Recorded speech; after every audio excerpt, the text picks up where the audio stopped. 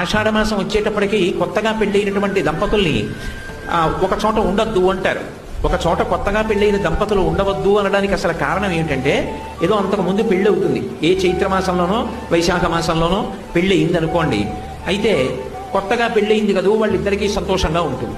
యువతల శ్రావణ మాసం వచ్చేటప్పటికి వాన పడుతుంది. ఈ వాన పడేటప్పటికి విత్తనాలు చల్లాలి, లేకపోతే పంట రాదు. రైతు తెల్లవారుజామున ఏ 3 గంటలకో ఆకాశం మబ్బేసి గాలేసి చినుకులు టపటప పడుతుంటే గబగబా ఇంట్లో పెద్ద ఆయన నాగలి పట్టుకుని పొలానికి పరిగెడతాడు.